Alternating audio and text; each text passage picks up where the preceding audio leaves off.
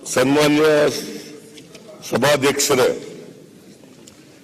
ನಾನು 2024-25ನೇ ಸಾಲಿನ ಆಯವ್ಯಯವನ್ನು ಸದನದ ಮುಂದೆ ಮಂಡಿಸುತ್ತಿದ್ದೇನೆ.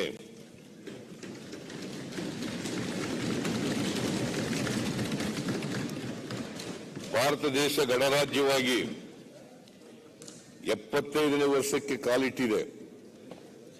ಈ ಸುಸಂದರ್ಭದಲ್ಲಿ ನನ್ನ 15ನೇ ಆಯವ್ಯಯವನ್ನು ಮಂಡಿಸಲು ಹರ್ಷಿಸುತ್ತೇನೆ.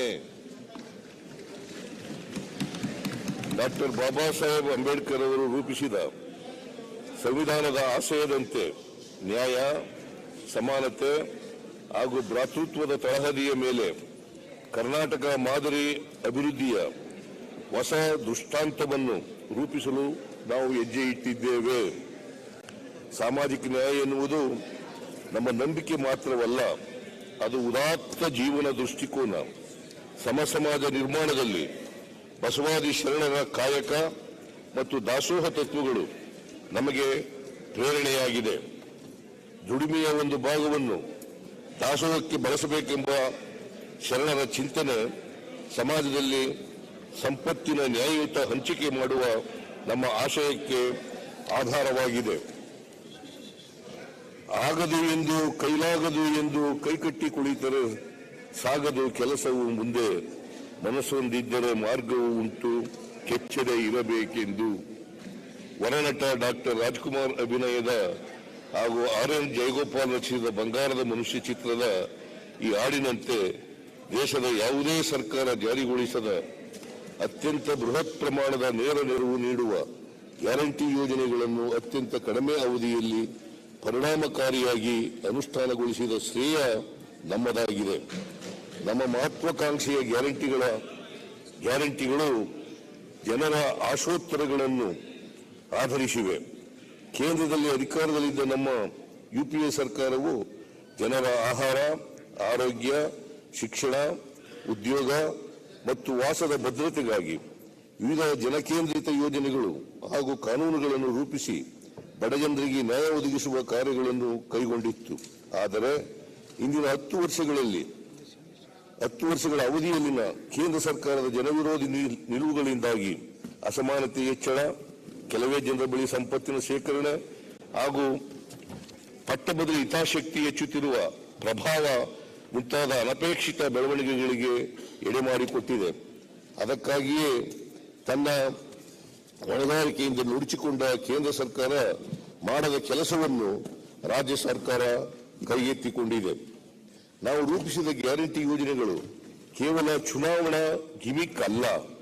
ಭಾರತ ಜೋಡೋ ಯಾತ್ರೆಯ ಸಂದರ್ಭದಲ್ಲಿ ನಮ್ಮ ಪಕ್ಷದ ಕಾರ್ಯಕರ್ತರು ಸಂಗ್ರಹಿಸಿದ ಜನಾಭಿಪ್ರಾಯದ ಫಲವಾಗಿದೆ. ಇದು ಉದ್ಯೋಗ ಸೃಜಿಸಿ ಜನರು ಕೊಳ್ಳುವ ಸಾಮರ್ಥ್ಯ ಹೆಚ್ಚಿಸುವ ಪ್ರಯತ್ನವಾಗಿದೆ.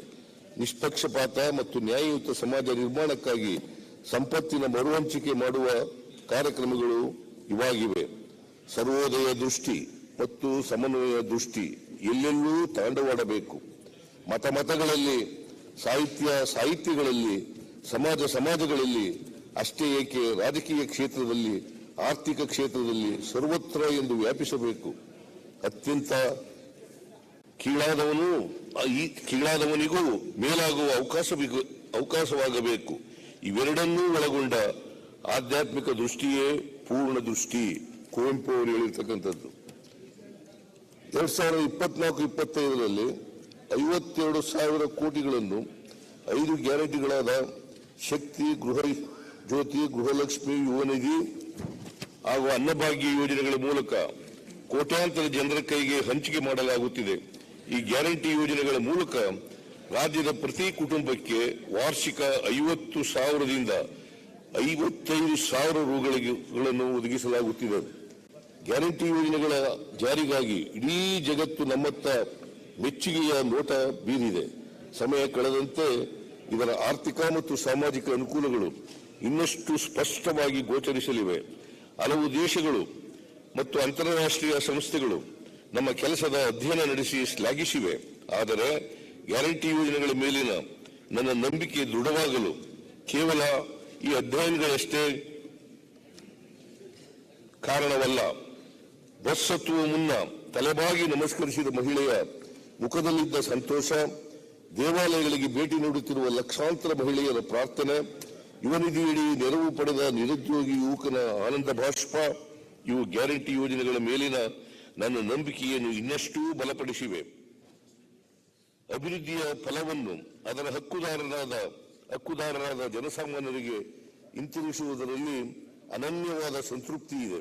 ಆದರೆ ವಿರೋಧಿಗಳು ಗ್ಯಾರಂಟಿ ಯೋಜನೆಗಳನ್ನು ಬಿಟ್ಟಿ ಭಾಗ್ಯಗಳೆಂದು ಬಣ್ಣಿಸಿ ರಾಜ್ಯ ದಿವಾಳಿಯಾಗಿದೆ, ರಾಜ್ಯದ ಬೊಕ್ಕಸದಲ್ಲಿ ಹಣವಿಲ್ಲ ಎಂದು ಸುಳ್ಳು ಸುದ್ದಿಗಳನ್ನು ಹರಡಿ ನಮ್ಮ ಸ್ಥೈರ್ಯ ಕುಗ್ಗಿಸುವ ಪ್ರಯತ್ನ ಮಾಡುತ್ತಿದ್ದಾರೆ. ರಾಜ್ಯದ ಸಂಕಷ್ಟಗಳಿಗೆ ಸ್ಪಂದಿಸಲಾಗದವರು ತಮ್ಮ ಹುಳುಕನ್ನು ಮುಚ್ಚಿ ಹಾಕಲು ಇಂತಹ ಟೀಕೆಗಳನ್ನು ಮಾಡುತ್ತಿದ್ದಾರೆ. ಇನ್ನೊಂದೆಡೆ ನಮ್ಮ ಗ್ಯಾರಂಟಿಗಳನ್ನು ಕದ್ದು ಅವರ ಗ್ಯಾರಂಟಿಗಳೆಂದು ನಂಬಿಸಲು ಎಣೆಗಾಡುತ್ತಿರುವುದು ವಿಪರ್ಯಾಸ. ಇಂತಹ ಟೀಕೆಗಳಿಗೆ ನಾನೆಲ್ಲ ಶರಣರೇ ಉತ್ತರ ನೀಡಿದ್ದಾರೆ. ಮನ ಶುದ್ಧವಿಲ್ಲವಂಗೆ ದ್ರವ್ಯದ ಬಡತನವಲ್ಲದೆ ಚಿತ್ತ ಶುದ್ಧದಲ್ಲಿ ಕಾಯಕವ ಮಾಡುವಲ್ಲಿ ಸದ್ಭಕ್ತಂಗೆ ಎತ್ತ ನೋಡಿದ ರತ್ತ ಲಕ್ಷ್ಮಿ ತಾನಾಗಿಪ್ಪಳು ಮಾರಯ್ಯ ಪ್ರಿಯ ಅಮರೇಶ್ವರ ಲಿಂಗದ ಸೇವೆಯುಳ್ಳ ಲಕ್ಕರ ಐರಕ್ಕಿ ಲಕ್ಕಮ್ಮ ಐರಕ್ಕಿ ಲಕ್ಕಮ್ಮ. ಗ್ಯಾರಂಟಿ ಯೋಜನೆಗಳೊಂದಿಗೆ ಅಭಿವೃದ್ಧಿಯ ಮುನ್ನೋಟ. ಭವಿಷ್ಯದ ಕುರಿತ ನಮ್ಮ ದೂರದೃಷ್ಟಿ ಗ್ಯಾರಂಟಿ ಯೋಜನೆಗಳನ್ನಷ್ಟೇ ಸೀಮಿತವಾಗಿರುವುದಿಲ್ಲ. ಇಷ್ಟು ದೊಡ್ಡ ಮಟ್ಟದ